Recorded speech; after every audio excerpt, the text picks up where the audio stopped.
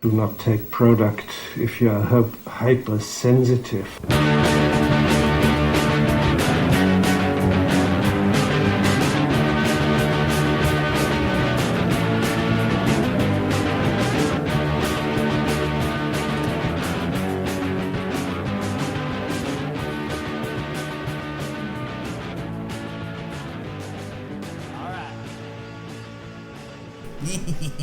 You know what I mean?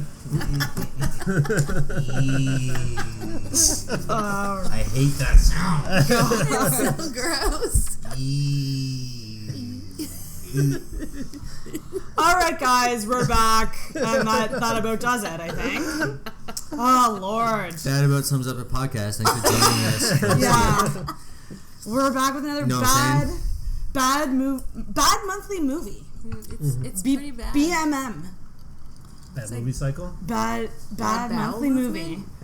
Because of Jen, we had to watch Ernest Goes To Camp. Because of Jen. We are here at the movie group, as I should say. Evan, Sarah, Corey. Human Like Button. Yeah, Human Like Button Corey. And Jen! Hi. Jen, we've missed you. We've been reviewing The Leftovers, and we've missed you. I've been sitting on the couch. You're always there, but not really there. Yeah. I'm there in body. People, if you listen to the Leftover episode, hear the laughter, the insane laughter in the background. It was pretty funny. And well timed at times. Yeah, it was. It kind of went right into our conversation. But I was watching Mike Madness. What's that? Magic Madness. Magic Mike Double XL. Magic Mike. Double XL. Yeah. We're not doing that movie. We are not doing that movie. Me and Sarah will do that one. I could I could talk about that movie for days. I could talk about something. But we are doing Jen's pick this week, Jesus, which just is do Ernest Goes To pornography. Camp. Ernest Goes To Camp, and I don't remember, like, as I was watching it, I was like, okay, now it's starting to be familiar again. I remember the last time I watched these movies. So long ago. Yeah. So long ago. So why did you pick this one? What drew you to this movie? Honestly, it was like revenge for The Room. And Fantastic Four. No, the Fantastic Four was just a boring, dumb movie, but like The Room really took time off my life. And so I thought, I watched this movie as a child and thought it was hilarious, and I still have a 12-year-old boy's sense of humor, so I thought it would still be funny. It's not. It does not hold up. There were a few parts in the beginning that I really was like, this movie could be fantastic. It did not. So I thought about which movie to put you guys through for weeks. And this was such a big decision, isn't it? It was, because I was really like, just to really get Corey back, I was thinking about going into the Twilight, like those Twilight movies.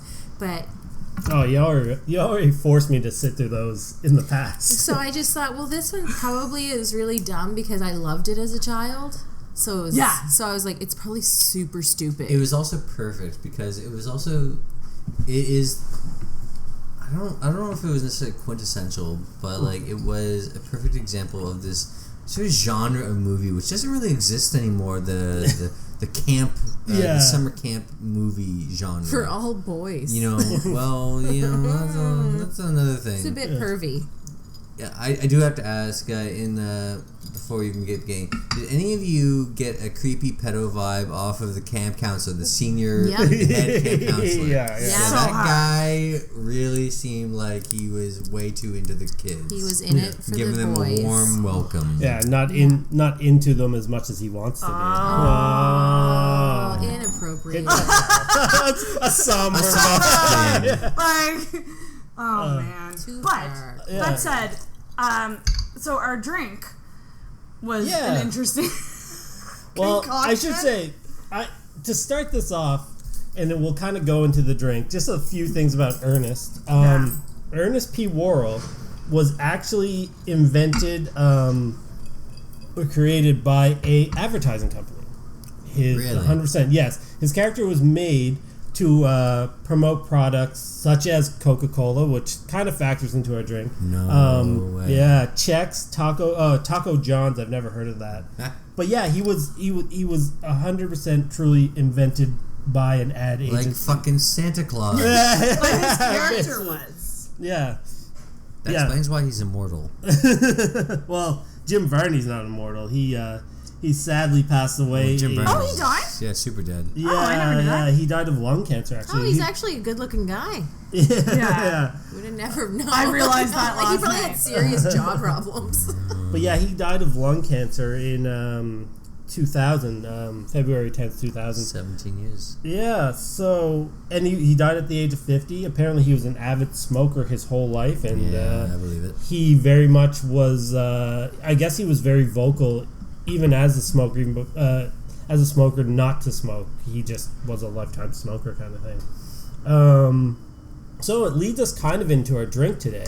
So we try to relate every drink that we do for this podcast to the movie somehow. And watching this movie, I mean, we could have put eggs in a drink. We could have, like, there's not much to go on. So thinking of one of the companies that he did ads for was Coca-Cola. Coca-Cola back in the day invented or came up with a drink to rival Mountain Dew, and it was called Mellow Yellow. Just as disgusting as Mountain Dew is. Yeah, it's just complete bullshit. Yeah. So we looked up online a drink that is called Mellow Yellow, an alcoholic drink, to tie it back to the old Mellow Yellow, which consists of vodka, sour green apple liqueur, Sprite, sour mix, and lime cordial. So that is what we are drinking. And it's more green. Well, we shouldn't say this, but it does look more green on our end. But It's actually kind of pretty. Yeah. it looks like a potion. That's Cheers! Pretty Cheers, delicious. Am I right? You know what I mean? You know? Oh my gosh. Oh, there's going to be so many of those tonight. And we should say we're day drinking today, too. Yeah, It me is and a Evan just came from beautiful brunch. sunny fucking day. It's so beautiful out. We should be outdoors enjoying it, but we're inside. The wind would ruin our mics. Yes. It would. Unless Yeah, we had could have pop recorded filters. on, like, And the sun is dangerous. that's it. The sun So, is trying Jesus to kill Christ. us. So were we just going to do straight up recap here? Yeah, Let's just start this train wreck. Yeah, we have in classic intoxicated fashion. We will break it down scene by scene. And I will say, I will say, this movie was the hardest I had, like, the hardest for me to take, because I take notes, like, what's going on in scenes and how scenes happen. Because this is, like, a fucking, like, a person with ADD would love this movie, because There's so much going on. there's so many scenes that last 2 seconds, and I'm trying to write, like, okay, this scene, oh wait, I'm on another scene, okay, cool, gotta write this down, I gotta pause this, I gotta write this, I'm like, let's start, another scene, 5 seconds long, like, it just comes at you, like, it's Non-stop. so incoherent, like, It was an hour and 30 some minutes, and it felt like 2 hours. Like, it was. And it wasn't really And interesting. and Sarah can confirm this. Like, I called all of the sight gags, like, as they were happening. I was like, he's gonna fall right here. That's gonna explode. Yeah. You know, like it was like the setups was so obvious that, you know, I could see him coming like a mile away. Yeah. It was like, this isn't funny for me. I know. This is not enjoyable. Yeah, I guess that is kind of the. I guess as a kid I loved this, and now it makes sense to me, kind of thing. Yeah. I mean, like, as a child, you're stupid and new to the world, right? So, like, you don't know anything. I remember, like, the scene that I remember as a child thinking it was the most hilarious scene was when the boys, like, mummied him up first, and then tied him to the bus and unraveled him. I remember, like, screaming wildly with delight. Because it's so funny. And I was like, oh, and then that he would scene, be dragged behind that he bus. would be dead, and his neck would be broken. Yeah. Like immediately. And I just remember, like, last night I was like, oh, Yeah. that's not funny. And was I weird to remember drag him. squealing about that part. So to get into the movie, we open with we get Many Lifetimes Ago written across the screen. Oh yeah. Super. Yeah. Awful, offensive. Super offensive. Well, to be honest, I have not done any research into how historically accurate the Kankakee Brave ceremony I is. feel like you can probably put money on it's not that accurate. Yeah. Probably not. I will say, because like the next we get is the Native Americans having some kind of ritual many lifetimes ago, and I wrote down natives, and then in quotations I wrote, Evan's gonna hate this. I wrote it instantly. Like the racism towards Native Americans is really gonna bug Evan. Really strong. It's really bad. Yeah. Yeah. I don't even want to impersonate because I don't want to. It's really like the whole setup. Like they had weird, like their decorative stuff was inappropriate. The headdresses. The what looked like a human sacrifice guy. Well, it wasn't a human sacrifice, but it was like a Yeah. ritual. Yeah. Was it was just.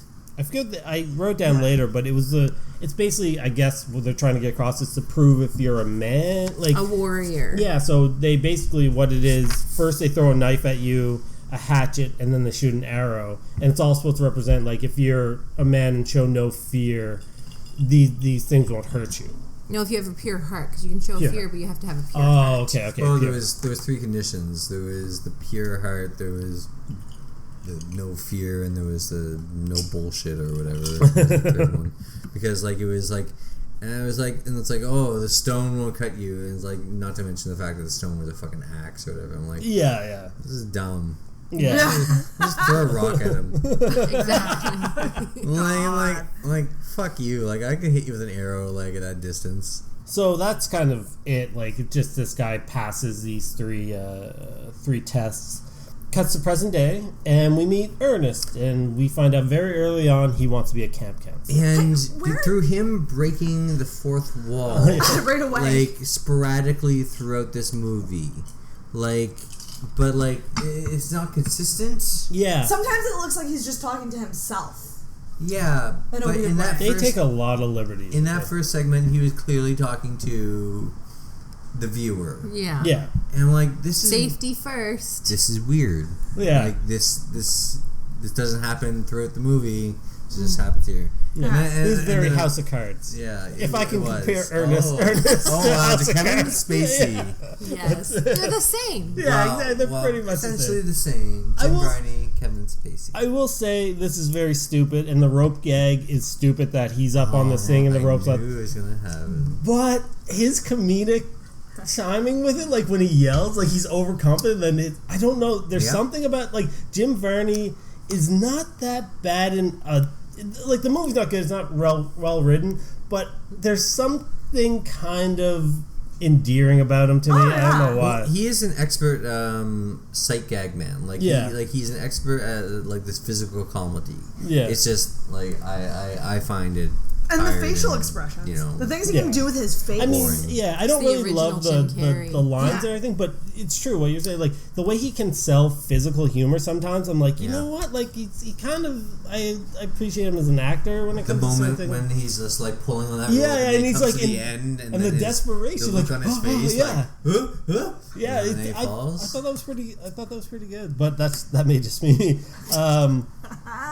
So it's his, like, we get the rope gag, and then we get that the three wheeled cart he drives around, which comes into play. Oh yes, it Throughout never the- stops. Yeah. The entire Okay, movie. I died at that. She loved that. Kind, you know what? I That's- like that gag too. I That's gotta my say, I do. humor to a T. The Just fact like keep bringing it Just back. completely It just random. like background, and it just goes. Yeah, Yeah. I really died at that. I actually didn't mind that gag too much. Yeah.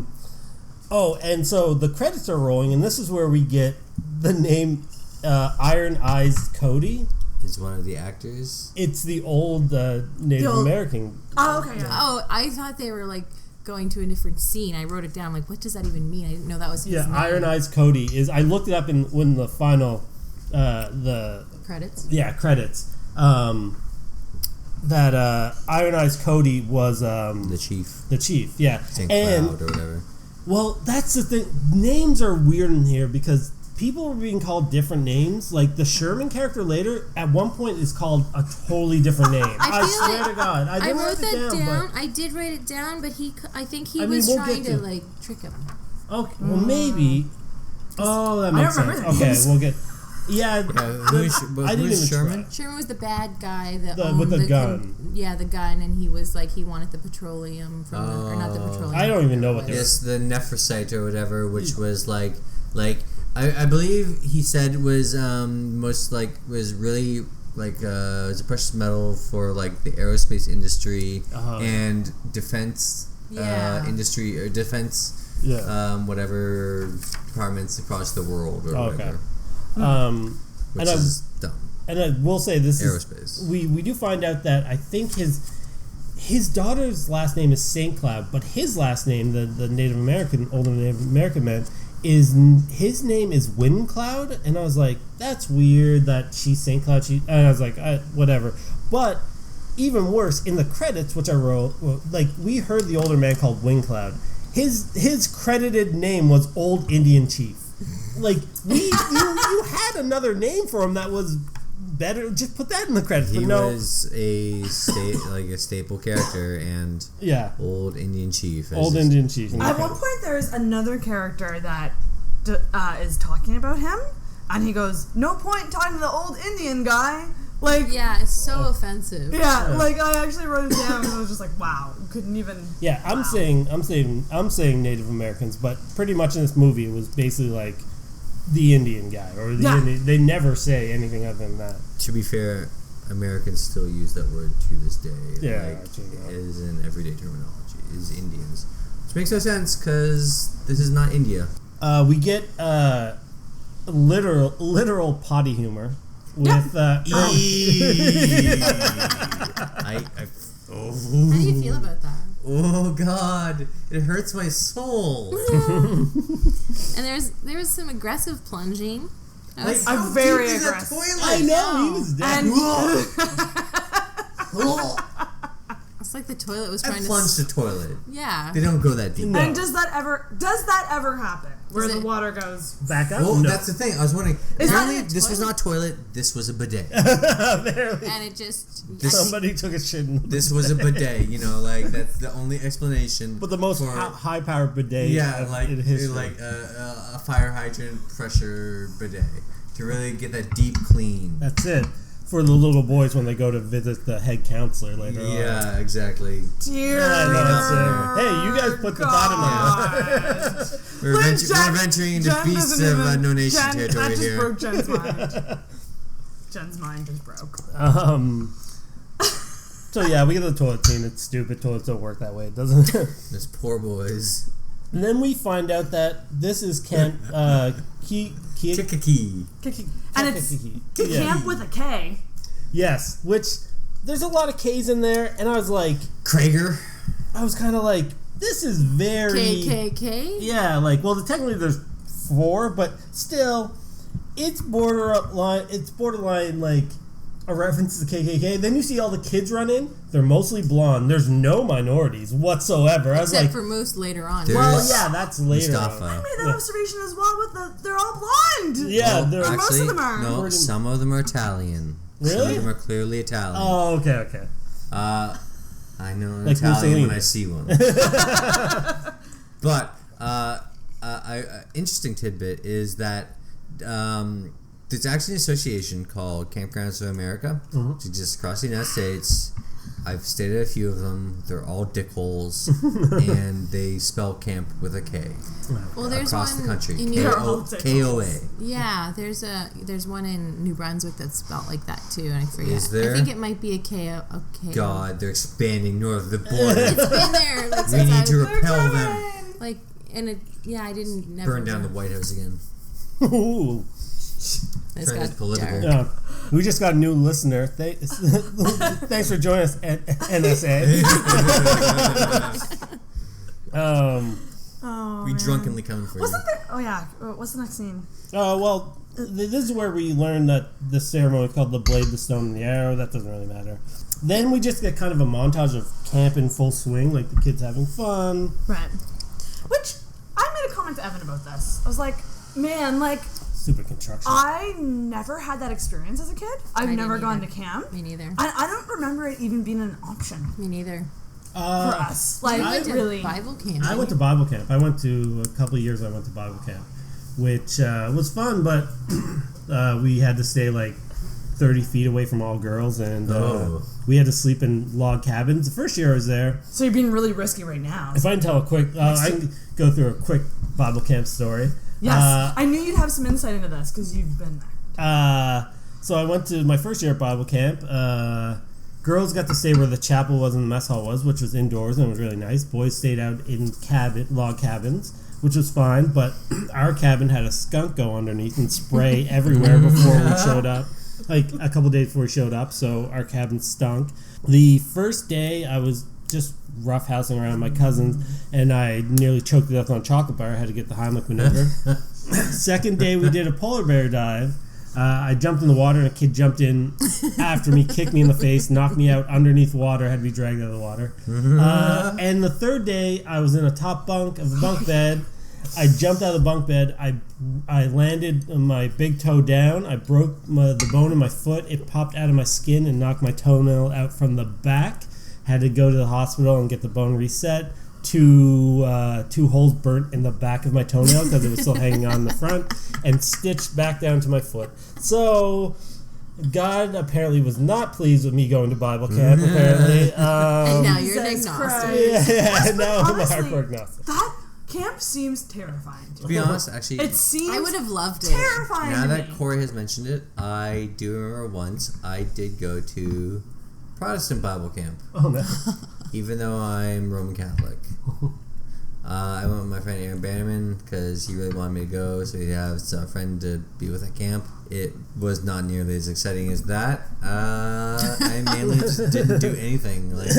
Like fuck. Like at one point they tried to pass around like salmon or whatever to us because it was something to do with Jesus. What?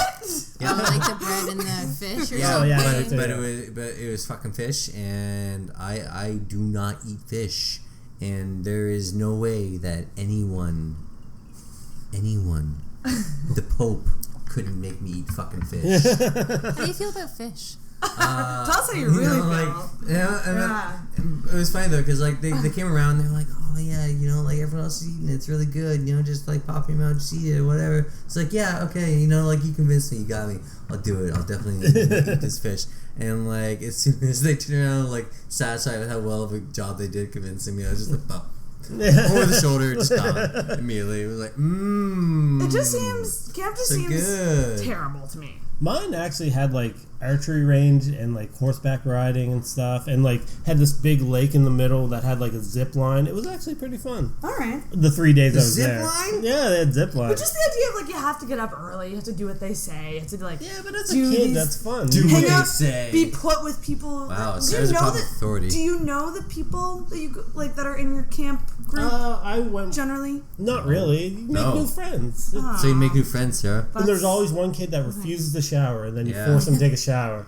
Yeah. And that did happen, actually. Was that you? Was it? that Yeah. you? I was just gonna say. Come on, people know my shower regimen. That's not for the internet, but I take a lot. Multiple times a day. Yes, it all depends on certain things. Anyway, back to the movie. Certain factors. So Ernest is now on the docks with who we find out.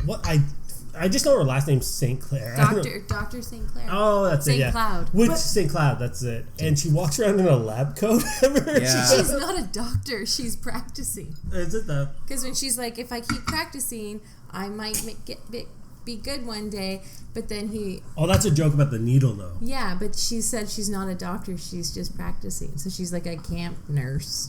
Also, there was that whole scene that you and I were like, "What the fuck just happened?" Wasn't Ernest like doing weird? He was talking, but also Yeah. He was But doing the when sign he first, language? Well, yeah, when she Oh, first yeah. showed up, he started doing this weird, like sign language thing. But still and talking? I don't understand what was the point of it. It was like, what was he trying to speak in her language? But no, he If mentioned so, some- that's like Yeah, That he had mentioned that it was like a native, whatever the Native Americans of that place like had a certain sign language or something. So he was trying to like impress her with it. It was weird. When I first started watching, I was like, is he treating her like she's mentally handicapped or something and she's not? Like, I think that... But throughout the movie, people keep treating like the people who are of Native American descent as if they're mentally handicapped. I know, yeah, it's... That they need to speak with symbols. And loud, and slow words. No syllables, just... This is what I'm saying. Yeah, so... And the funniest part of the movie. One of the craziest parts, which I wonder if it is an ad-lib, but Ernest goes to get his shots. Oh, God. And he said he's going to be all tough and stuff like that. And, oh, yes. And then twice he mentions quiche in this. Brave men don't eat quiche. Or what does he say? I have never tasted quiche. I never tasted quiche. Yeah, twice he's mentioned this. I know. Why? So what is wrong with quiche? It's delightful. I knew something weird about this. Like, I'm going to butcher this. I should have looked up. But there's something there was something out of the 80s, or maybe even before that. Like, somebody wrote a book about being a man, and it's something about, like, real men don't eat quiche, or something like that. So I feel like that's a reference to a really old thing. Well, it's not really a delicate thing, but, like, it's a delicate I egg. hate quiche so much. What? Really? Yeah, I'm not a quiche person. I could take it or egg leave it. pie? Mini egg pies? Nah, I'm just not. But you put a lot of cheese and spinach on them, and you can get Onions everything and down. shit. To me, it's just like an omelet In a pie pie crust. Yeah. There's nothing Literally better. that. Like, I could take it or leave it, but I do. If it's there, I eat it. I enjoy it. So this leads to the scene so he's being all brave, and then when when he is getting the needle, he yells out, "I did it! I took the Limburg baby. I'm Joseph Magdala," which is so weird. The most random of things. Like, I'm like, oh, this must be really topical in the 80s. Or whatever. But I was like, it's so funny because, like, yeah, the Limburg baby, like, we know the story of the Canadian Limburg baby, but, like, and that's pretty bad to bring that up, like, as a joke, but, like, to say I'm Joseph Magdala. Sorry, I don't know this story. I will read it to you. I have it The here. Limburg baby. Is that okay? Oh, yeah. Okay. I didn't know what the heck he was The talking clip about. notes. So, March 1st, 1932, a crime that captured the attention of the entire nation. Charles Lindbergh III, the 20-month-old son of aviation hero Charles Lindbergh, is kidnapped from the family's new mansion in Hopewell, New Jersey. Lindbergh, who became an international celebrity when he flew the first solo flight across the Atlantic Ocean in 1927, and his wife Anne discovered the ransom note demanding $50,000 for their son's in their son's empty room. The kidnapper used a ladder to climb up the open second floor window and left muddy footprints on the room. Later, I'm not going to read the whole thing because it goes on and on and on, but 2 months later in May, they found the baby's body nearby their home. So Ernest did that. He's finally owning up to it, eh? Yeah. Wow. So it's a pretty tragic thing to own up to for getting a needle. Yeah, It was like when we read it, we were like, "What did he say?" We looked it up and we were dying laughing. It was really dark. Yeah. But even worse is him saying, "I'm Joseph Magdala," who was like a person who worked was the person in charge of, like, the selection process of, like, the gas chambers. World War II. And would do experiments on like, people. Jews and Jesus Christ. People, yeah, Armenians. Like one of, like, live experiments. Yeah, like one of the worst people in history. Yeah. And it's just like just thrown in here as like, I'm Joseph Magdala. Ha ha ha. Like you're one of the worst people that ever graced the earth. I knew that he wasn't involved in the Nuremberg trials because no Nazi of any real consequence was actually convicted during those trials. Oh, okay. But Joseph Mengele, like, so I was like, well, when did he die? Like, I assumed that he took a poison pill or something. Yeah. 1979. Oh, wow. In Sao Paulo, Brazil. So, which means that he was part of Operation Odessa. That, escape plan that the Nazis had for after their loss in Germany, that they would escape to South America. He died age of 67. So he had a nice full life to a point. Like someone shot him in the head. Good. Oh, well, that's good. Yeah. Yeah. So, 67 is not a nice long life. But no, but like he got a lot long enough that he got longer more, than he should have had. Yeah, exactly. I hope he suffered with depression. Probably not. Nazis are weird like that. All the ones that I know are, anyways. Shit. So yeah. I know. Back to it. Let's all have a moment of silence for... From one monster to another, we get the head camp counselor talking to the other counselors in his quarters about the rough kids are coming and Oh yes. Okay, here we go. yeah. And whatever, like one guy's like, I'll take care of him, like I'll teach him what's what or blah blah blah. Like not much here. And then we see the cart go by the outside. I love it so much. It's like, how did it not run into anything yet? I don't get it. I like this running too. Is someone driving it? Is it a ghost driving it? the ghost of the land or whatever. Yeah. We cut to the detention center, and I just wrote down cool kids looking 80s cool at this point. Okay, and this is what gets into my favorite part of this entire movie. The crop tops? Were Mustafa? crop tops a thing with little boys in the 80s? I think It so, had to be. Yeah. It There had to are be. several crop tops in this episode. Several. So at one point it's like one guy just had, okay, first of all, I found it really weird that one of them was just wearing like a business vest with a tie. Yeah. And then there was like A kid another with a blazer. one. Yeah. Yeah. And then there was this other guy with just a straight up crop top, like literally cut off like right here. Yep. And like then A kid at with a multiple Hawaiian scenes, shirt. Too. Hawaiian shirt. I know. Like Oh, open. yeah, open. There Just was open, one that bare kind of chested. looked like the character from 13 Reasons Why, Tony, I think. He had like the dark hair slicked back and like kind of looked like a cool. Yeah, cool That guy's an probably- actor now. He was probably my favorite one. Italian That guy kid. is Oh. is Little an Moose was my favorite. Oh, Mustafa is my favorite too. But the Latino kid in the group is an actor nowadays. I can't. I don't have his name. wow. I meant to research it, but I didn't. But like, he's one guy I like recognize. I was like, that guy's in stuff now. Like, he's still an actor. But the crop top thing, what the? Well, I was so distracted Yeah. in every scene. Well, 'Cause maybe I was just they looking at couldn't those crop afford tops. full shirts because they were boys in an institution and they had to just get whatever was given to them. So But it looked like it was actually cut off. Yeah, it looked like. So why would you do that That's if you the had a thing. full Unless you shirt? thought that was the coolest thing to do. I think that was like an '80s cool thing. Like, There was. Did you guys wear crop What tops? was a No. terrible show that we watched where the little girl was actually a boy or vice versa, and she was at a summer camp, and all the little boys had. And they had, like, Sleepaway Camp. Sleepaway Camp. There's a movie we should know. Oh, yeah. Yeah, you see a little boy penis at the end of that. I do not need Let's that. talk about that.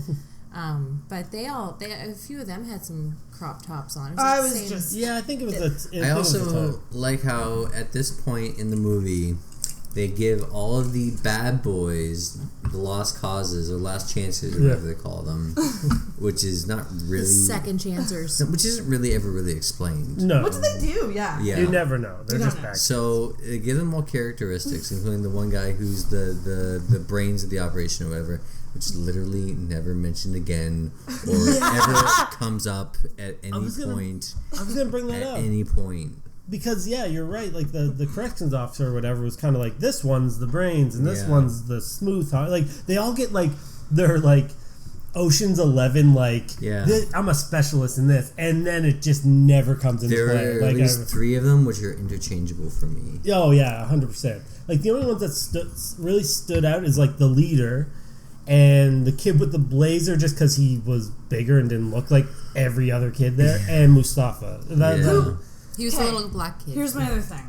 Am I allowed to say that? That's how I described him in my notes. But anyway, he seemed significantly younger than everyone else. Oh, Am I yeah. right? Yeah. But when you go to camp, aren't you like segmented into Well, they like, weren't age in groups? camp. They were in an institute Okay. for. Yeah. Yeah, But but they went to camp. They went to camp. But they went to camp. But they were. I think they were just. As one unit. They just went as one But group. if you think about it, it wouldn't be just the 5 of them in this corrections No. office too. So that was kind of a weird choice. But they were the worst of the offenders. oh, that's yeah. And I like how in this instant where you meet them, one of them hands Ernest this wallet, Oh yeah. and It's never really explained whose wallet this is. I have a feeling it's probably Ernest's wallet, and it's supposed to be this point where he looks at it and realizes, "What? This is my wallet. How'd you get that?"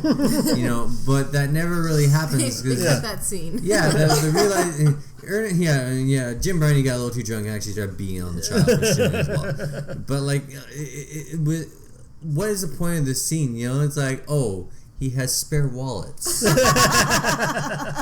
Like, doesn't everybody? No, you need a wallet. This is fine leather. So the next scene is Ernest. I've drank 3 of these drinks already. You were pounding them back. Yeah. Somebody can finish mine. It tastes like bad breath. I don't know how to make another one, so I'm just gonna drink Jen's.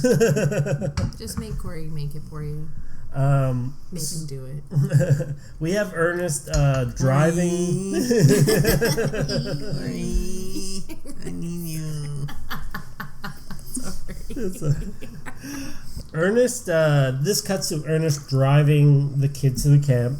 And one says, guess, covers his eyes and says, guess.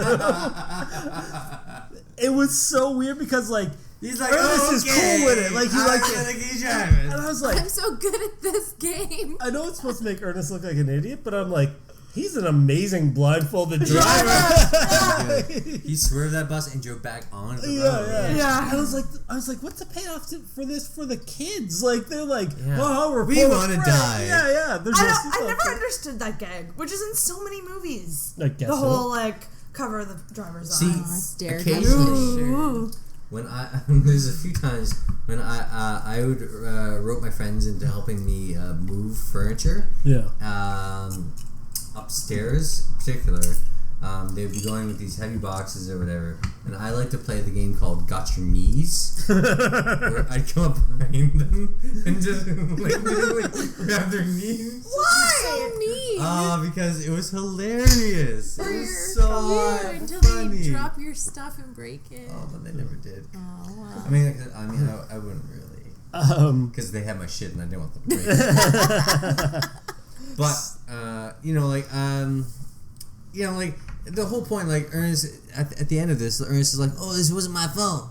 Yeah. It was his fault. I know, totally. Entirely, because at any point he should have just taken his foot off the gas and be like, "Get your fucking hands off me, you little child, you little criminal! Get back there in the back of the bus." Then we have this hilarious thing where all the kids get off and the one guy says, "Line up." And they all put their hands on the bus like they're about to be frisked, which is they're the bad kids. They're the bad boys. They're used to anal abuse. They take the kids to their they take the kids to their bunk, and we meet their counselor, who's Counselor Stennis. Who kind of looks like Andy Samberg. Maybe, I guess. Maybe. I found it wasn't him, but it looked like him. Well, I think we know that. Yeah. Also, it cuts to so after that, it's they get a bunk, and it's all run down and stuff, and their counselor Stannis is a dick basically. We cut to the mess hall, who all of a sudden Mustafa's the leader, or yes, he's act like I follow my lead. Yeah, that cool. And actually, there's one line that actually made me kind of laugh here, It's one of the kids. Earlier, the Hawaiian kid was shirt open. So, obviously, all the rich kids or whatever don't like the second chancers. And the one kid says, "There's a lot of love in this room. It's in the air. You can feel it." And I don't know why. The way he said it was, I actually laughed. I was like, "That's not a bad line in a movie." This leads us to the cooks. Well, this also sorry. Is that before or after the fight? This is before. So they kind of walk in because the kids just walk into where the cooks are. Apparently, it was really odd. That's the thing. So we meet. I didn't write their names down. I wrote one of their names down later. Anyway, the bigger guy and the guy that's wearing the Russian winter hat. Yeah. I forget. I don't know. I don't know if I felt like they were supposed to have characters or whatever, but they. Because I'm pretty sure they're in every other Ernest movie. I know the bigger guy is in everyone. Yeah. The same characters, or yeah. Next to positive, yes. Yeah. They're always the background, Bulk and Scully. I get that. Proto Bebop and Rocksteadies. Yeah. So we meet them and they're wacky or whatever. This is where we cut back. So they got their food and Moose is tripped by one of the cool kids. And this leads to the weirdest tray fight. Like, it's just like, we're in a fight. And then they start slamming trays. Well, it's like 6 kids versus like 50? And it was really weird because the kid we're supposed to root for, the main bad kid, is like they go and hit trays, and then the kid we're supposed to root for like wipes out and gets like destroyed. And I don't think that was supposed to happen the way it did. Like, it was really like odd. And then Ernest intervenes and they just beat Ernest up because they're like, everybody hits Ernest. That was like the bonding moment for like them, because there's the one camp kid and the one bad kid who like, you know, like are whacking with the trays. But his face goes through the tray. Leading us to like the most, even the brim of his hat like melts perfectly, into the tray. You know, why? How? Physical. I don't know. That's kind of the universe that we're in right now. We have to accept that stupid stuff like this is just par for the course. God. Yeah, Jim Varney is both an unstoppable force and an immovable object. All He's in one. He's a godlike figure. He cannot be killed. Near impervious to all harm. Yeah. Like, that is the universe that we inhabit right now. Yeah. And then the Coke machine falls on him because that's normal and... That Coke machine got a lot of Well, obviously, since it's like Ernest was invented to sell Coca-Cola products. Oh my god! Did not pick that up. Yeah. Wow. So somber. Surprised Santa wasn't actually in that movie. Yeah. So the punishment for the second chancers are they have to dig a ditch to the lake. To the lake, which is I don't get it. I don't get it. I'm just like, why do make kids do that? And what's the benefit? Like, are you trying to what are you trying to irrigate? Like, are you trying to raise crops or get them to clean create stuff or like something? some sort of pond or like what lower the level? Is there too much pressure on the dam? Like, what is the ultimate point of this? It's very weird. So the next scene is we're back with the cooks and Ernest is there and they're trying to make their eggs erroneous, which. So weird. Oh, and so Eddie is the smaller of the two guys. I did write that down. He looks like a Hanson brother. So they're trying. This is a scene where they're trying to get Ernest. Hanson brother. I don't know if they're trying to get Ernest to eat the eggs erroneous here or if it's later. No, but I think that's a little later. Yeah. Okay. So they're making eggs erroneous. I don't know what Ernest is doing there, but apparently he's there. Smuggled by 17 herbs and spices, smuggled by Tibetan monks or whatever. Why? What? And why does it look like they're making a witch's brew? I mean, like, they're just gross idiots. I mean, like eggs, you know, with like 17 herbs and spices would probably be good. Delicious. Yeah. Probably. Unless and then you add Play-Doh and rabbit. Yeah. Play-Doh and rabbit. This is where we're first introduced to apparently Ernest's line to get out of situations is to say, is that a rabbit over there? Yeah. Because he does it twice. Like, a recurring theme. And I think like the other cook says something to the effects. I wrote it down. I didn't know the context, but I think he's like, he needs now to get the rabbit for his eggs erroneous. And he says like, he just yells a big fat rabbit with all its shots. And I was like, I kind of laughed at that. I gotta know why. So the next scene is the kids are swimming at the lake. And so the friggin' Stannis or whatever tells all the kids to line up and to jump in. And of course, super racist trope is Moose, the one African American kid, cannot swim. And I'm like, come on, like seriously, how racist does this movie have to be? This is how we get stereotypes. Yeah. So so bad. So a camp counselor has a kid tell him that he can't swim, and he's like, "You're gonna learn." Like the Stannis way. Yeah. So he throws him in the water. Like if you drowned a kid at a camp, like. You wouldn't work at that camp anymore. Like I don't like. There'd be more consequences than losing your job. Yeah. But I'm also like, so now we have the Ernest like saving the cat moment sort of thing where he comes in and he saves Moose from the water. But I was like, all your friends were in the water. Why couldn't they save you? Why'd you need Ernest? Literally, just one kid just go. Whoop. Yeah. Yeah. I did love the stupid gag where he ran with that very long pole and knocked like a bunch of kids in the water. Yes. That kind of killed me. This is also leads up to the kids pushing Stennis, who's on the guard tower or whatever. Into the water because it was like improperly placed on the dock. Yeah. And then Stennis complains about, "Ooh, my leg!" And then we never see Stennis again throughout the movie. Maybe he got a different job and needed an out from this movie. Yeah. I think this was supposed to be this is the kind of showing that Ernest is finally going to get his chance at being a counselor because that's all he wants to do kind of thing. But I'm also like, you get dumped in the water off the lifeguard tower and you hurt your leg? I was like, Maybe how his hurt leg is your leg? Yeah. Like, how'd you break your leg, son?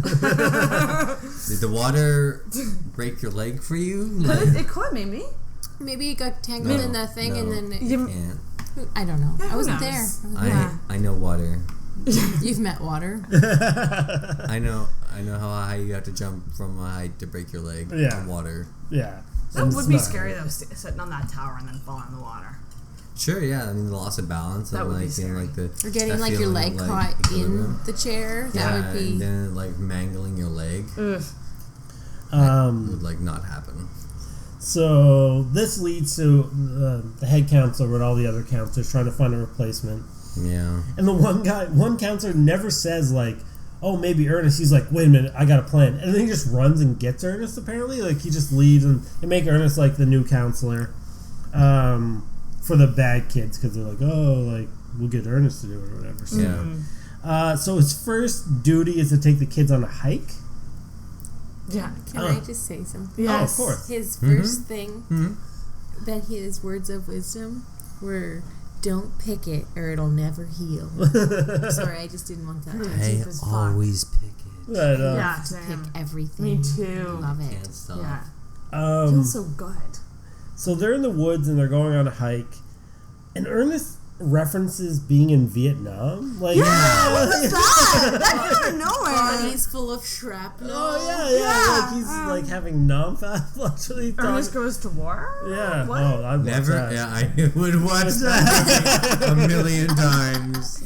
Well, there's Ernest Holy Goes to fuck. Camp. It's the prequel. Yeah. to this movie. Holy hell. Maybe we should do lost all the enough. Ernest movies.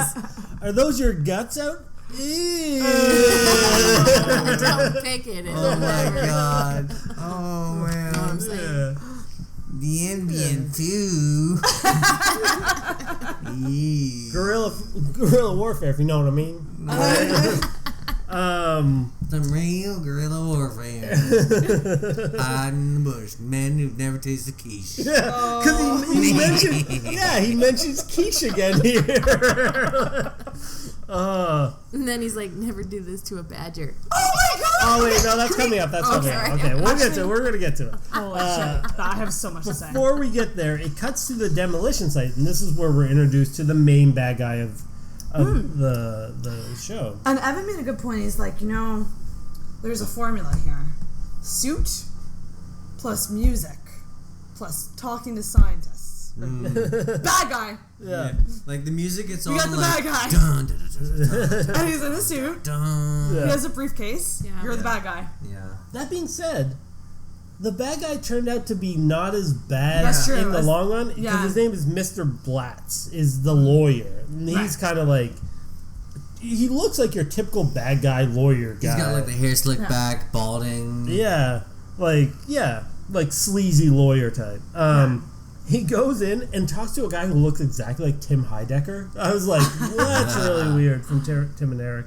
And then we're introduced to the main bad guy of the movie, who is named Sherman Crater? Sherman Crater. But before that, I do like that when they go talk to the scientists, they have this table diorama set up just so that you'd be like, well, here you're going to see our operations, here you're going to see Camp Cookie, here you see what we need, whoop, and just like takes one of those like push things and just like shoves it across the table. Yeah. Like so this diagram, the whole diorama has been set up here just for him to go whoop. Yeah. And like this is what we need to do.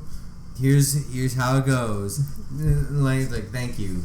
Now we can take the table out of here, and I can reuse these resources for my Warhammer 40k miniatures. The guy who plays Sherman Crater, I can't see anything past Animal House for him. He's the dean in Animal House. Oh, Dean Chilton. Yeah. So I was like, this guy must have made like so much money off playing the bad guy because he looks like your Animal House. Now that you mentioned it, yeah. I mean, this we learn about the biggest of positive, whatever they're looking for here. It's like it's pretty just like introduced to the bad guys and they're bad. Yeah. We get back to the woods where Ernest is making a campfire on his leg, which was very weird. Because he was like, making a campfire hurts. Yeah, that was really odd. But now we get to the badger scene where he's like, don't do this to a family of badgers. And then does it immediately. Makes his face to a badger. Yeah. And I just love the way that they sort of show this badger violence by like framing it in such a way that like we see all the kids, we see Ernest, and we don't actually see the actual badger. You see Ernest like they're sort of like hopping across the screen one way and across the screen another way while screaming, implying that the badger is like pulling him, back and forth. They didn't even bother showing it at all. Like not even a little bit of fur or anything. It was the cheapest cop out ever. Yeah, I think they were just like, I feel like that was just him being like, I can do this thing where I pretend like I'm being attacked by a family of badgers. They're like, yeah, cool, put it in the movie. Like, yeah, whatever. Kids won't be paying attention anyway. And this leads also, so Ernest gets attacked by badgers. They wrap him up like a mummy, and we've talked about it earlier when they attach to the bus and it takes off and he spins around and he's real dizzy or whatever. Real dizzy. And then the head counselor comes by and is like, what happened here? And like, oh, we were practicing first aid. And then the head counselor like, oh, at least nobody got hurt, which comes back into play later as well, which is kind of stupid, but it's like a running gag in this movie. Right. Then we cut to Dr. St. Cloud and Mr. Blatz, and he's trying to get them to sell their land, and this is where we meet Windcloud. The chief. The chief, yes. And they won't sell, and he goes on the big thing, like, it's been handed down, it's a sacred trust, he doesn't want to sell it. That's kind of that scene. I mean, there's not much to it. It just advances the little plot that we have in this movie. Tiniest little bit. And then we cut to a scene. It's craft time, and Ernest is sharpening a knife and he cuts himself. That's the whole scene. Like it's just such a scene again, I called. I knew it was going to happen before it happened, and I knew it was going to happen because of the way it was framed, where his hand and the knife were all out of shot. Yeah. And it's like, and obviously he's going to just like slice his hand open. It's like, and slice into the meat of your hand. Okay. It's a fantastic impression. And this ends with the cart is still going, and we get another shot of the cart. And now we cut back to the kitchen where they're making.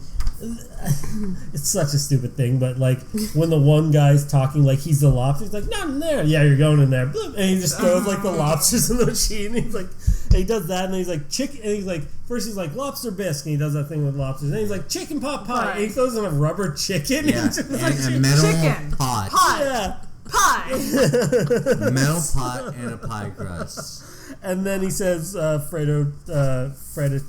think he says fettuccine. Fettuccine Alfredo is what he says, yes. But he says fettuccine because I wrote it down that he actually is like fettuccine, like it's a joke. I'm like, oh. And then it's like a little Italian named Alfredo, this little doll, or whatever, this little Italian doll. I was expecting like a whole bunch of cream sauce, which would be disgusting, and it par for the course of the movie. But instead, it's this little Italian doll. So they got me there. They got me there. Yeah, it's kind of. Where did this machine come from, by the way? Like, all of a sudden, it was just not there, and then all of a sudden... It was there. And it became a big part of the movie. Big part of the movie. The original food processor. This is where they're just, like, pounding scenes out. Like, so after that... Just after, nothing. Yeah, we cut to Ernest, and he's trying to light a lamp, and it takes off like a rocket, and it's a very quick scene. Like, it's like... Hello? We have ghosts here. A door just violently opened in my apartment and nobody walked in. That's my bedroom. It's probably the wind tunnel. Oh, it's the bedroom door? Yeah. Oh my But I thought it was sex closed. slave that we have tied up there. Did you see that? I was legitimately scared there. That was the main door. What?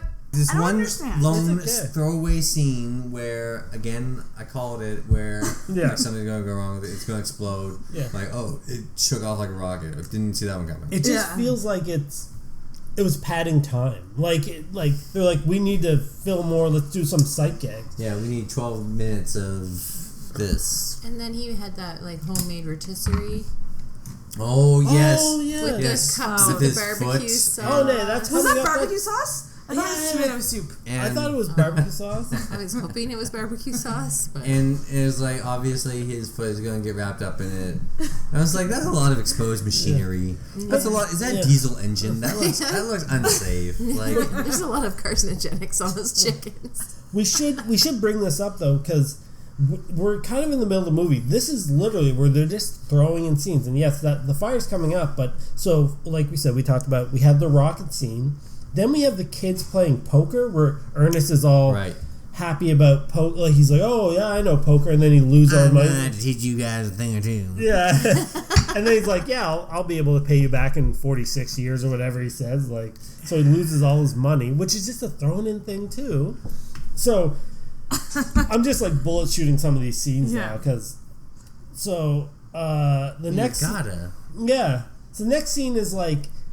This is a serious scene where the movie takes a weird friggin' turn. So the demolition crew shows up to a person's house that's supposed to be gone, and they're not, but they're just going to demolish the house. They send the big goon into the house to get the guy out. Goon. And it's like a scared to death family, and the guy has a shotgun. He points at the guy who walks in the door. I'm like, what is this movie? Like, this just took a turn. Yeah. So he gets like. I have a few questions. Like I'm like, why is the house so narrow? Why didn't he pull the trigger? Why is the goon not more scared of the shotgun? Yeah. Why do they live in the middle of nowhere? Yeah, like, it was like a field. Like, do they live in a camp? Is this part of the camp? Do they live on a camp? I mean, like again, why didn't he shoot him? Why? Like, he's like, I'm gonna have to do some. I'm gonna like giving him like ample opportunity to snatch that gun out of his hand. And which he does, and then beats him. Yeah, because we know get out of here. We know in this universe, casual murder doesn't matter. Like, it's everybody trying to murder, and we'll get into that a little bit later. Oh, God. So we get the scene. That's fine. Then we go to another filler scene we just talked about, which is Ernest with the barbecue fire. He almost gets dragged into the fire at this barbecue shop. His legs get burned. Yeah. Like, and he jumps in the river, and like, it's just a throwaway scene. Yeah. No point. Like, that would... you would be in the hospital for months with the kind of burns that he got. You would need skin grafts for that. Yeah. Was that just to be like, he's just being wacky or he's just That's a friggin' funny. idiot. You know, like... Yeah. Like... Just funny. This Ernest, the unkillable Fire man. is fine. The unkillable man. There should be a movie called Jason or Freddy versus Jason versus Ernest. Yeah, Ernest Goes to Hell. But, you know, like, that would also be good, too. Yeah, like... Ernest should join the Avengers, because he's apparently a superhero. We're gonna stop Thanos, you know what I mean? Yeah. Us Avengers, we don't eat quiche, you know what I mean? So this will lead to another kind of racially insensitive thing. They have a camp meeting, and every cabin. Oh, yes, Jennifer.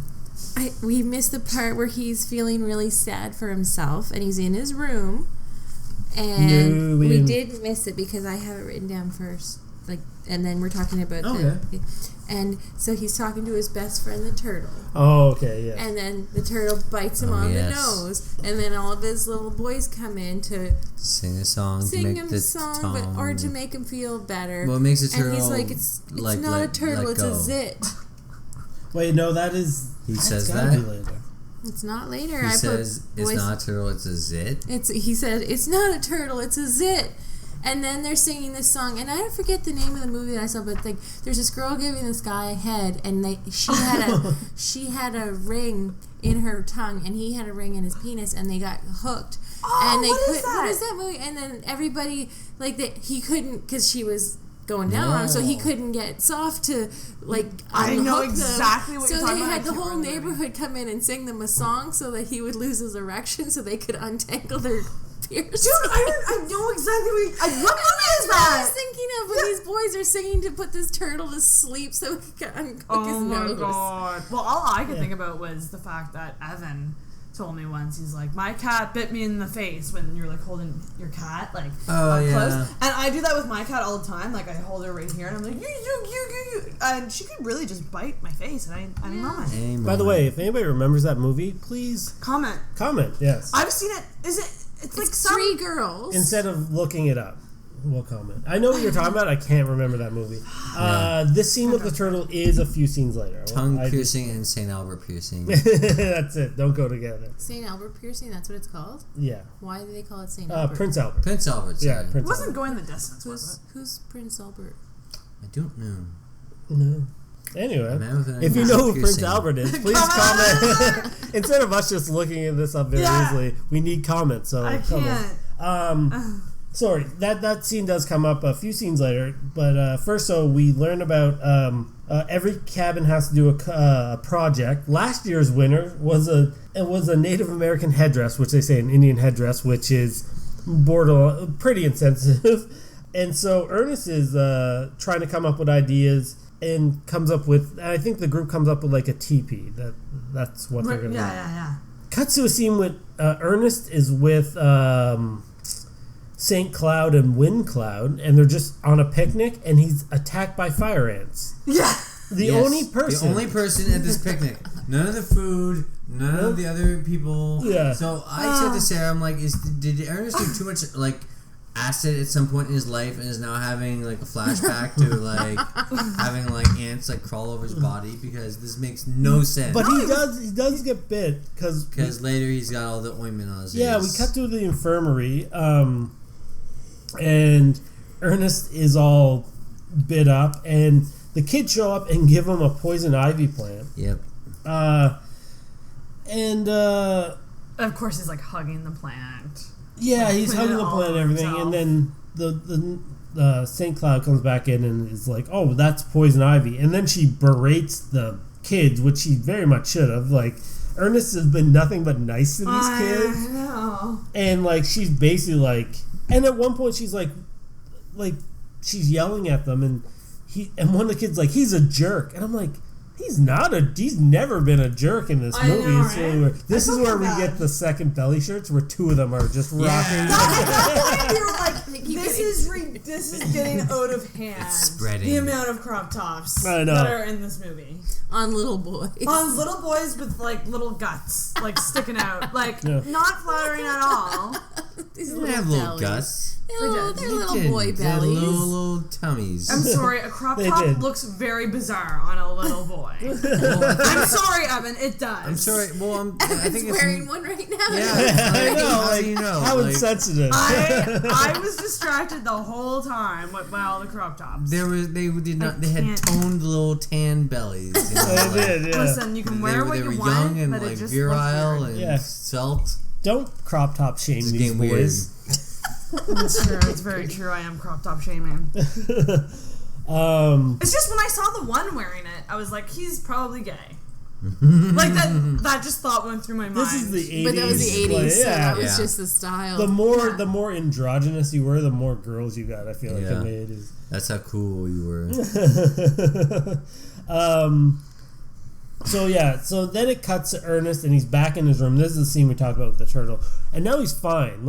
We just cut from him in the infirmary, totally fine. The kid, he's all mad because he's finally realizing, like, the kids don't like me. And then he's talking to his turtle, and the turtle bites his nose. And they come in, hey, Ernest, you got a turtle on your nose. And that's when he says, like, oh, no, it's a zit. Like, it's like, which I thought that line was kind of funny, too. And then the kids sing a song to him. And that's really weird. What was the song? To put the turtle to Forget sleep. now. Yeah. Right. I didn't write down what the song was. This is a very famous song. You and Me. Oh, yeah. Because they sing it later in the woods. You and me.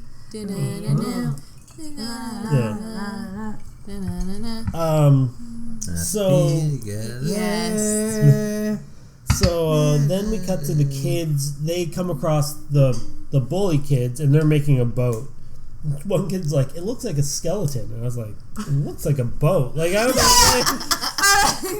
What kind of skeletons are you seeing, boy? Again, a lot of blonde kids. Aryan Nation. Yeah.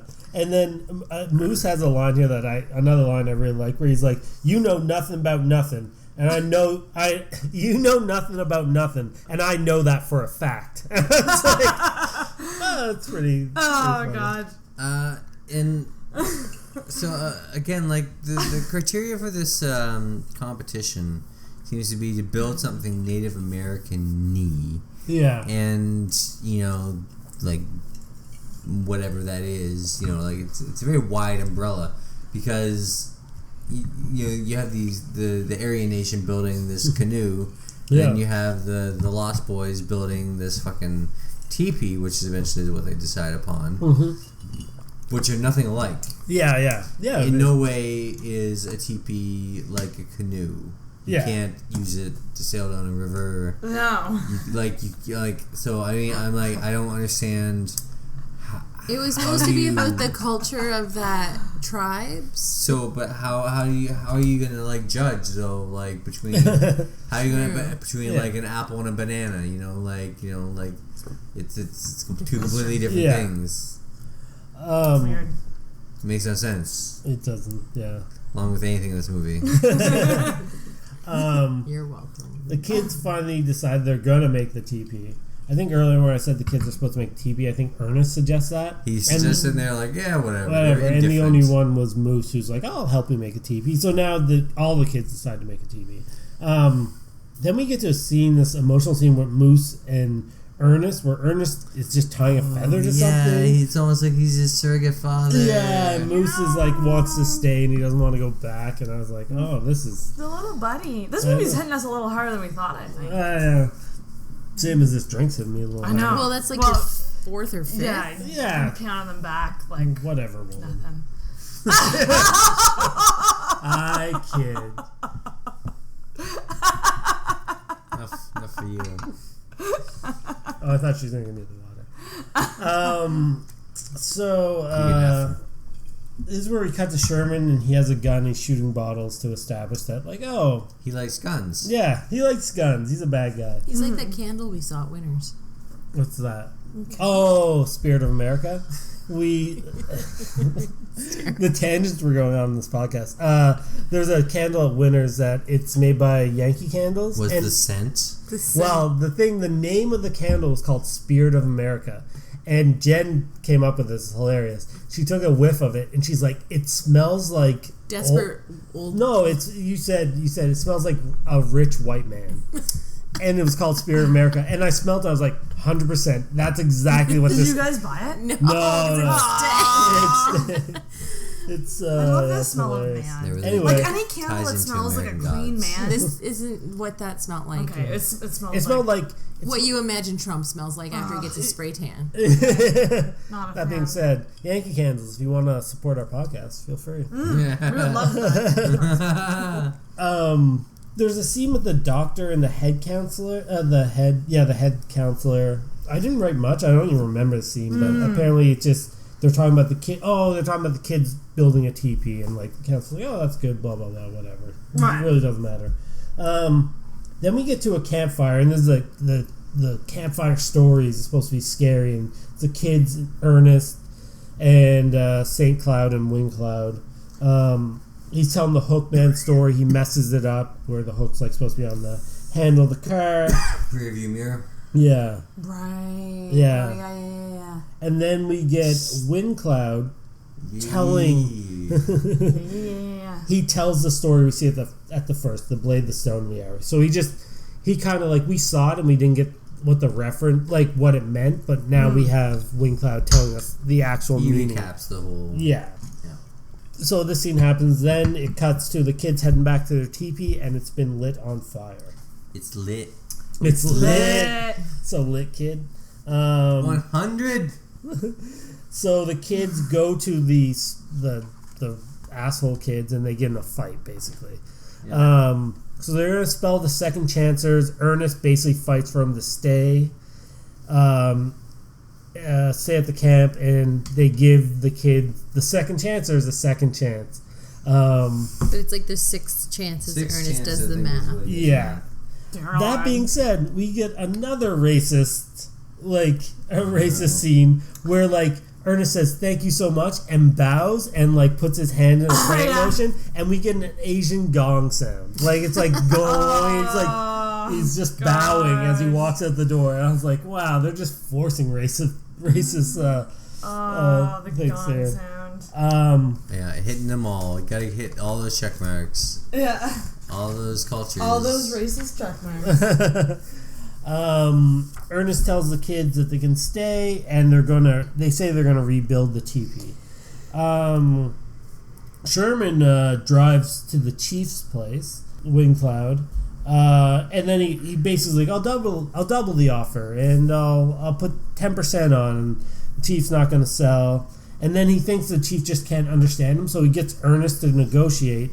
And this is where he says his name's Bob Wilson, so that's where I mess up the names.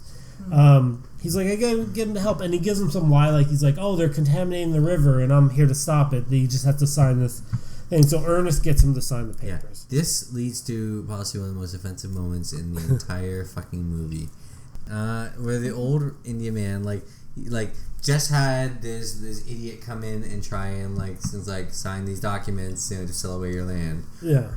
And then gives the documents to Ernest, who then goes in and help sign these documents to save the water or the land or whatever. And it's like, can you so you're telling me that this guy cannot recognize that these are the same fucking documents? It's so offensive. And that Ernest didn't even read them either. Like he's that dumb. Ernest is that dumb. Yeah. I mean, Yeah, I suppose he is that dumb. He's established this through the entire episode. But I missed that.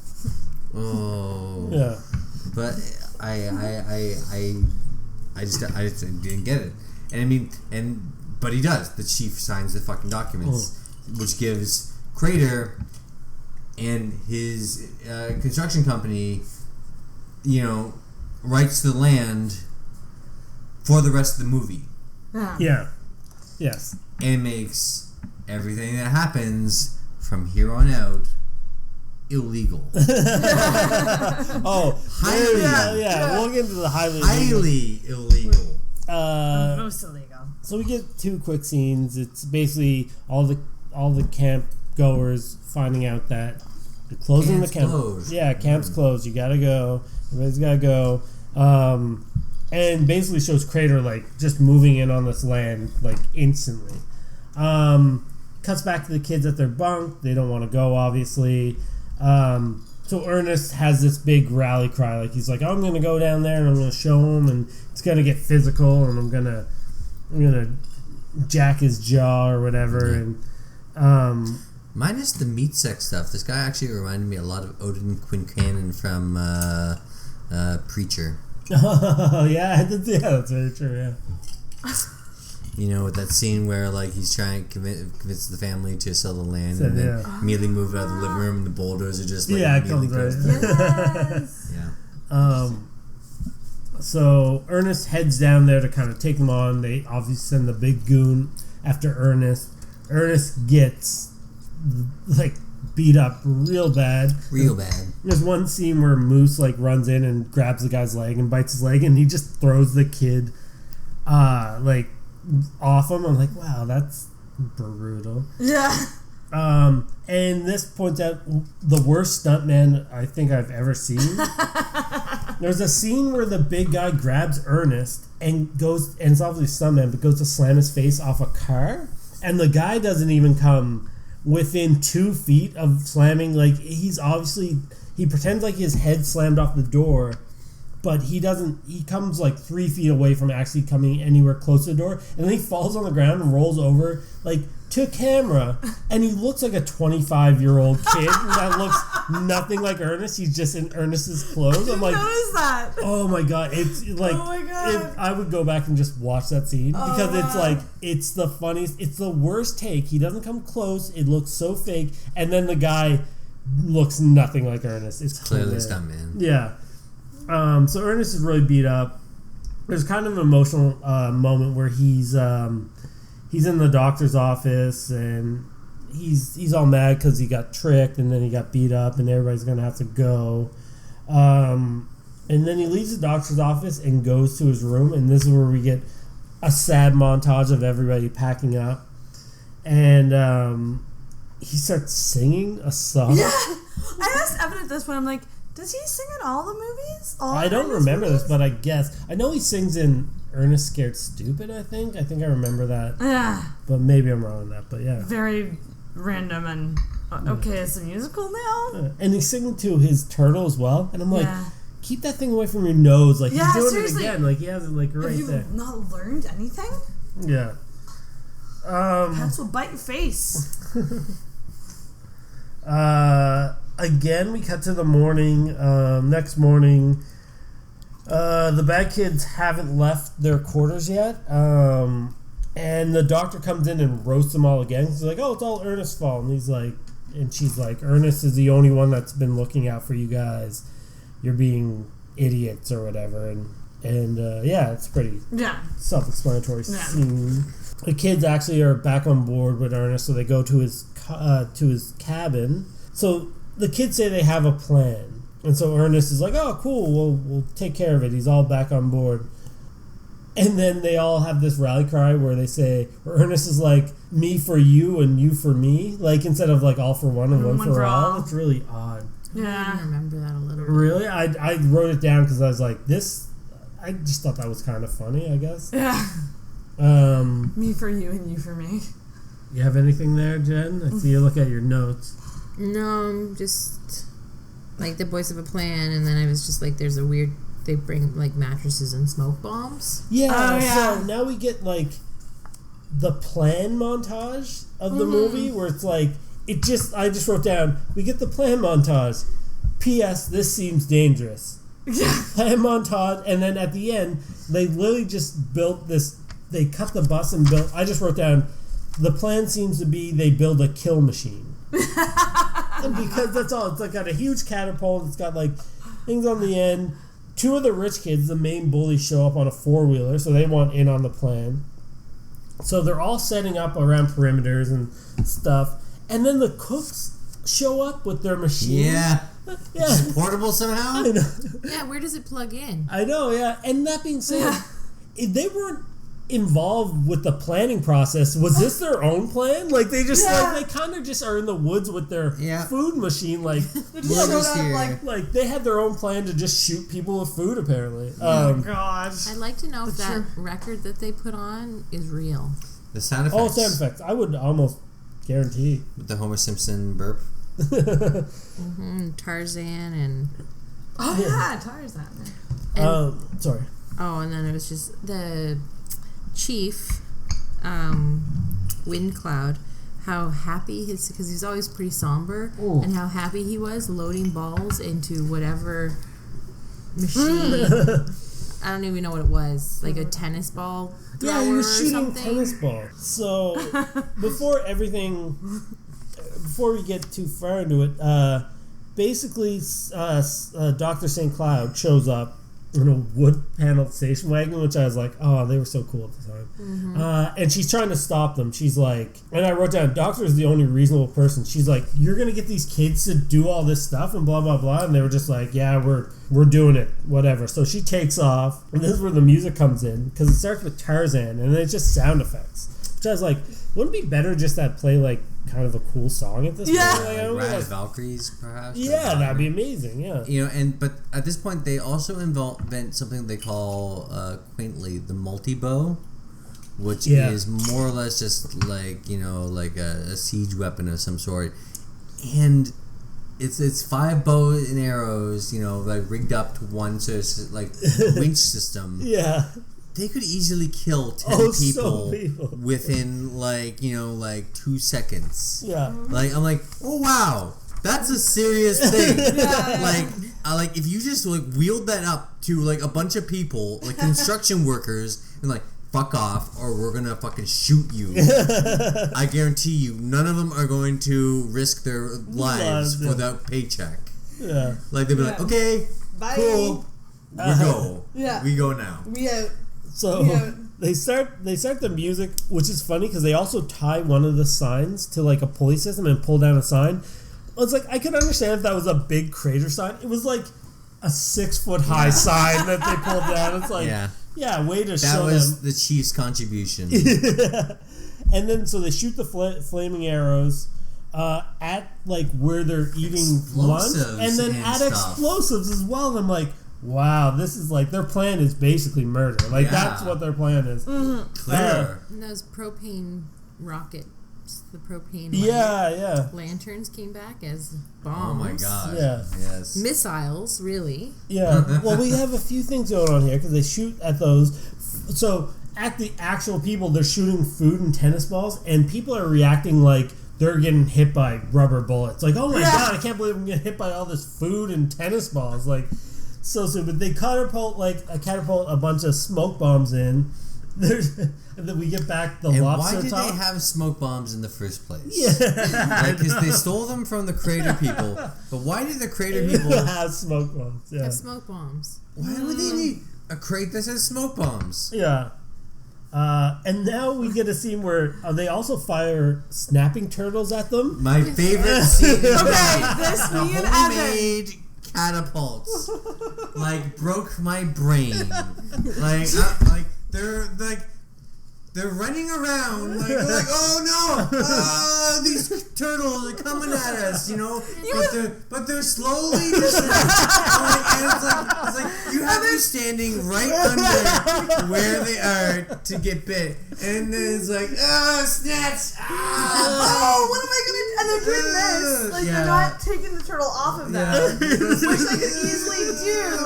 Instead, it's just panic, utter panic. Because there's turtles on them everywhere. Oh my god, that scene! I can't with it. I can't with it. I thought he had one turtle. Why does he now have an army? Yeah. They showed him.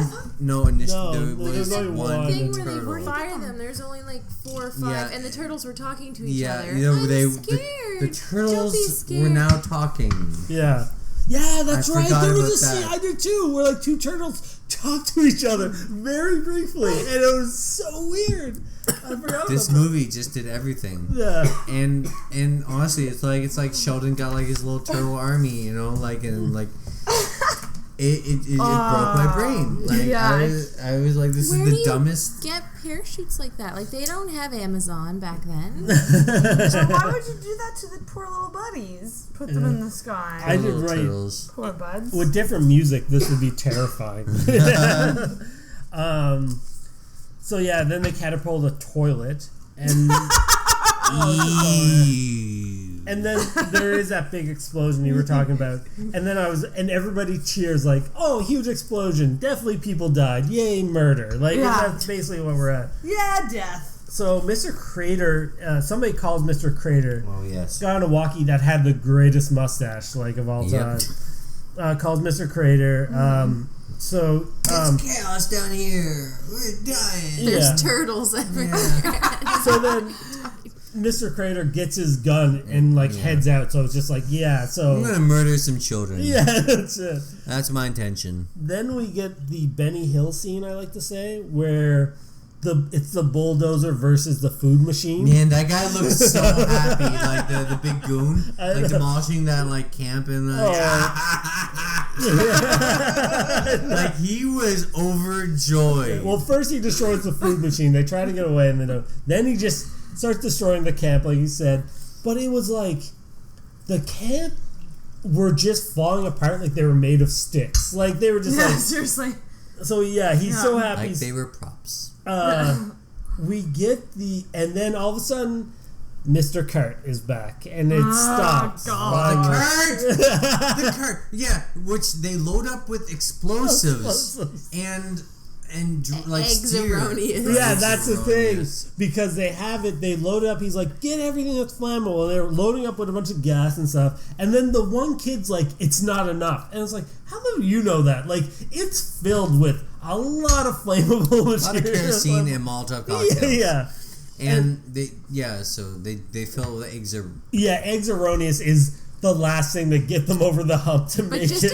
a bucket of it, like not an excessive amount, just a bucket. But even still, like, they steer it towards the bulldozer. Yeah.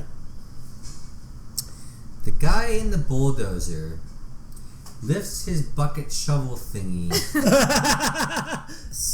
allowing, like, for no reason, allowing the cart to go underneath and hitting the exposed machinery underneath. I'm like, if you just kept your bucket down, like you had no reason to lift it in the first place, then it would have just blocked the whole explosion, and you would have been fine. Yeah. But you lifted your bucket thingy for no reason. And then he came out with a complete black face. Oh man, he probably had second-degree burns. Well, it goes off like when you first see it's like that, he's dead. Like, he should be just burnt to a crisp.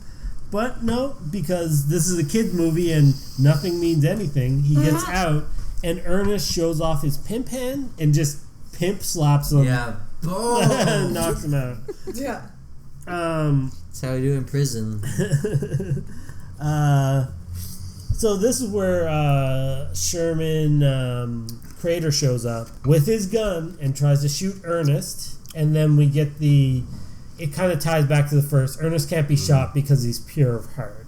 And the callback to the Camp Kikiki brave ceremony, which is hilarious because, like, he shoots him 3 times and, like, he misses.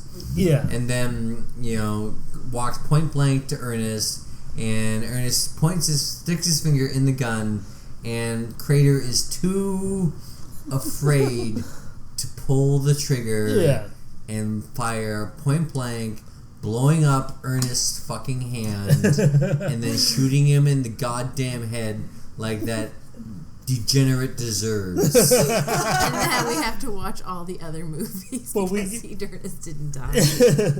We do get a scene that I thought was hilarious. Not intentionally, by the way, but it's just we keep cutting back to the lawyer, Mr. Blatz. Yes. And he's not around anybody, but he says to himself out loud looks like this one's out of your hands, Crater. Like, he says that. Nobody's around him. He just says it out loud. I, like, laugh so hysterically at that. Oh, God. Just talking to himself. Cops show up. Don't arrest anyone. Yeah. Cops show up, but apparently... So, Dr. St. Cloud has got a restraining order against Crater, which I'm like, how does that make sense? First of all, you just left. No judge works that fast. This is like from the school of The Room, where, like, law moves at, like, so fast. Yeah. So I don't know why you would get a restraining order against a person who owns the land. It was signed over to him. Yeah. So like, you have a restraining order against him, but he owns the land. Yeah. It was a lease of the land, not owning it. Because how can anyone own the land? Yeah. Yeah, that's it. I'm pretty sure it was an own the land situation. Yeah, I think it was supposed to be Crater. And then we find out, so it cuts back to the camp, and Dr. St. Cloud was like, oh, the lawyer admitted that Crater tricked Wingcloud into signing over the land. And it's like, well, how can the lawyer do that? He wasn't there. It was only Ernest, Wingcloud, and well, Crater. at the time, it was just Wingcloud and Ernest. Oh, yeah. When he tricked him into signing over the land. Because Windcloud, like, he wasn't in the room with them. Yeah. You know, when the trickery happened. This is the same universe where you can get blown up inside a tractor and be fine. And walk away. And have snapping turtles fall at a snail pace and cause mass destruction to a huge group of grown men. So basically, end of the movie, Ernest is made a year-round camp counselor. They get the land back.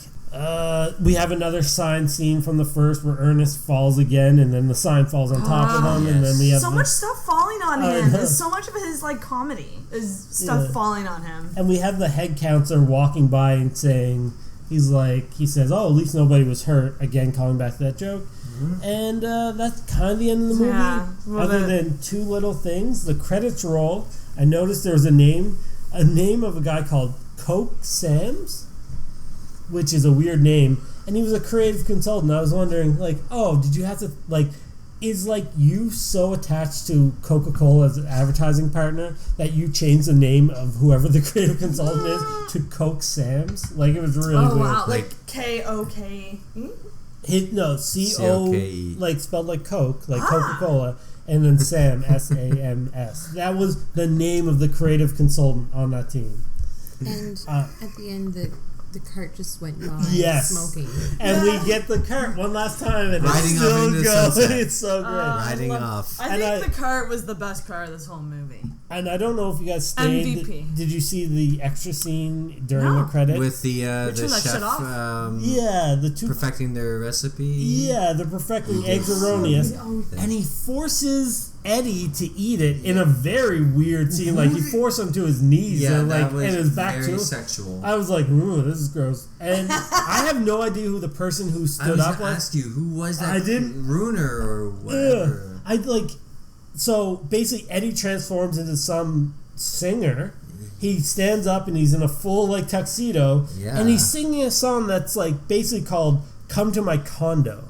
It's hilarious. I believe it was Quando Condo was the name of the song, which is the cheap ass ripoff of Quando, which is a real ass song. And that's the thing. I was looking at the song lyrics, and the song titles as they're going by. I'm like, none of these are real songs. You just got like cheap ass like ripoffs of real songs. Oh my god. Oh my god. I don't think I've ever heard that song. Alright. So that was... Oh my god. It's the end of Ernest Goes to Camp. We should also say that this actually has a 62% fresh rating on Rotten Tomatoes. But also Jim Varney... Yes. It's time. It was a good movie at its time, right? I loved it as a kid. Entertaining movie. Yeah. Jim Varney was also nominated for a Golden Raspberry Award for Worst New Star. Worst New Star. What part in the is this the first Ernest movie? Yes. Yes. It is. So this is the first one. It is. And then Golden Raspberry. How many more? Deserving. I think there was like 9 when I looked at them. Goes to school, goes to Africa. He goes to all these different... I do have them right here. Goes to jail, yeah. So we have Ernest Goes to Camp, Ernest Saves Christmas, Ernest Goes to Jail, which I think that's the one I watched the most. That's one I know the most. Ernest Scared Stupid, which second most for me too. Ernest Rides Again, which I do not remember that. Okay. Ernest Goes to School, Slam Dunk Ernest, which they break the Ernest Goes to or Ernest blah blah blah. Does he join a baseball Slam team? Dunk Ernest. Does he join a baseball team? Did you just say basketball? Basketball! That's amazing. Ernest Goes to Africa and Ernest in the Army. So maybe that's the 9. but that would have been after 9 of them. Yeah. So presumably Ernest dies in the army. In some foreign country, and that's the end of And Ernest. This is all and then the 10th movie will be Ernest Goes to Hell. I should say there was 3 what I believe, if I can see, there was 3 scrapped Ernest movies. One was Ernest Spaced Out, Ernest and the Voodoo Curse. Yes. And Ernest the Pirate. Oh. What the heck? So, yeah. So those just never made it? They never made it. They were never released. And I should say also, like, after Ernest, Ernest Rides Again, which is the 5th Ernest movie, all the rest were direct-to-video. So, wow. Yeah. Well, I can see why they skipped the Ernest pirate movie. That's it. Declared Hostis Humani Generis, enemy against the world. Yeah. So, Jen, are you proud of yourself? No. I mean, I know Look at what you did. This was a revenge movie, definitely. I would say I enjoyed this more than I thought I would enjoy. Wasn't it? gotta It say was very nostalgic. Yeah. It was nostalgic, and then I was like, I'm over it. Like, after about 15 minutes, I was like, bed is looking so fantastic, and I've got a good hour left, so. Oh, man. Anyhow, it was as bad for me as it probably was for you guys. Well, not for me. I enjoyed it. Well, That's like try harder Corey's next favorite time. I can't wait for my next pick is all I can say. I got a few lined up, but speaking of next picks. That's me. Okay. So, guys, wanted to pick something it's a little revengey, but not really. I wanted to pick a movie that has shaped a lot of the movies we know and love. Something that kind of set the tone for a lot of romantic comedies. All right? It changed how I walk downstairs forever. It is the 1999 She's All That. I knew it was that. That's all. I like that movie a lot. Yeah. So, I haven't seen it in a while. Sadly enough, I think I've watched this in the past at least 2 years. I've watched probably this movie. Really? It's been so long for me. But I looked up so I was looking at a list of very bad old 90s romantic comedies.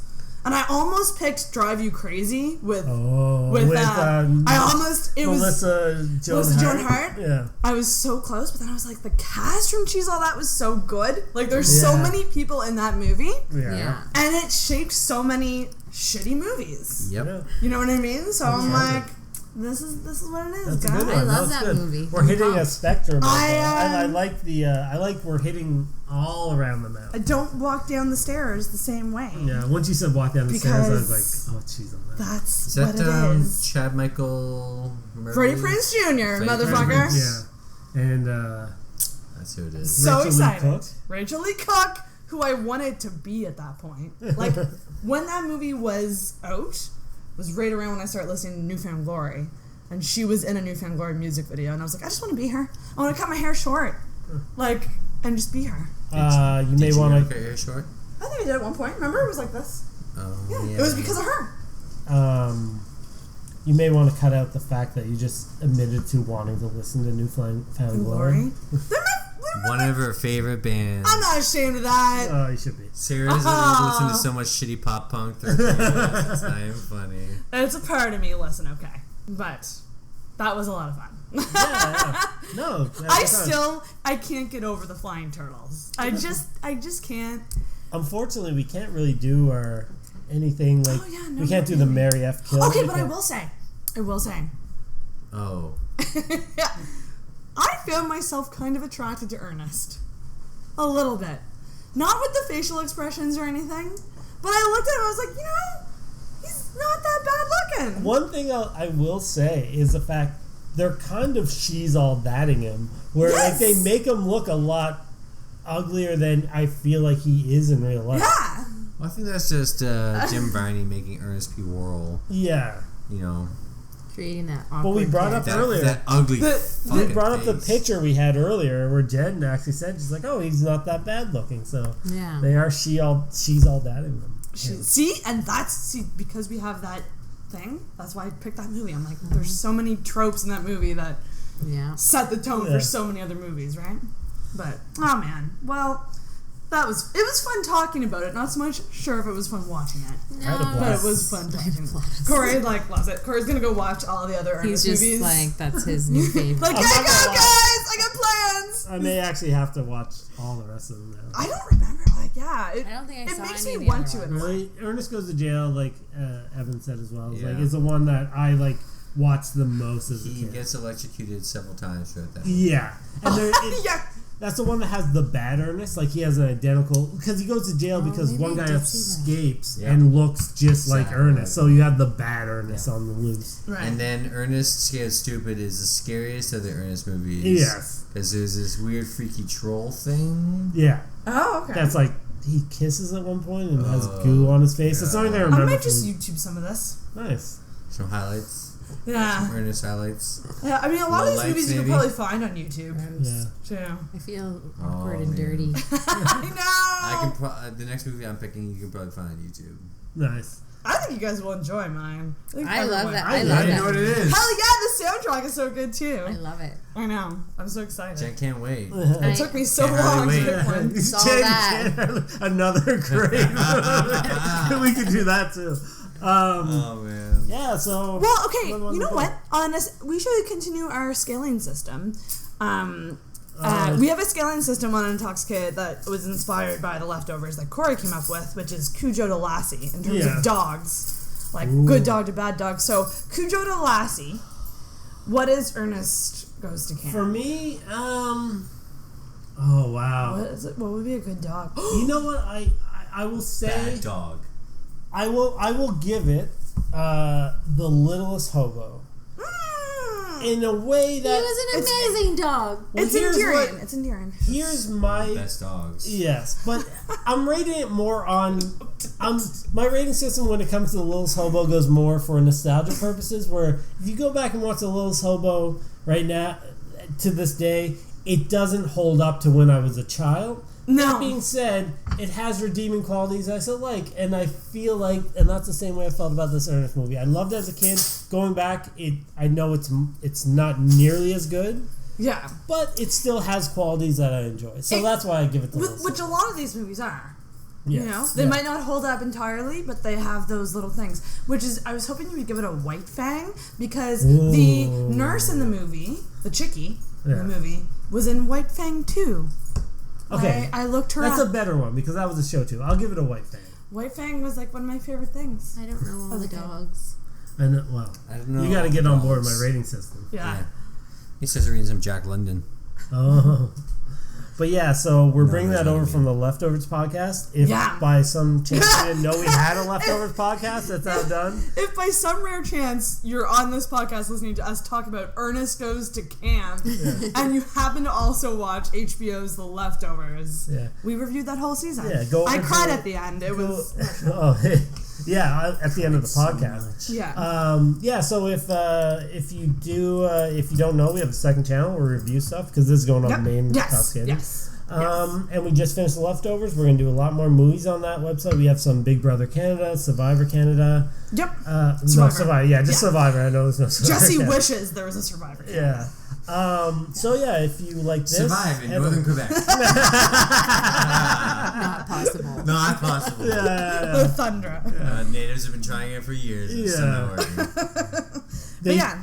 They do speak English, but they refuse to speak English to you. It's so true. So sorry. Yeah, go through the. Yeah, that's Intoxicated Reviews. So make sure you're subscribed over there as well. You'll get all those episodes, and make sure you're following the podcast in general on Facebook and Instagram, Intoxicated Podcast, and on Twitter _Intoxicated. I'm working on a website.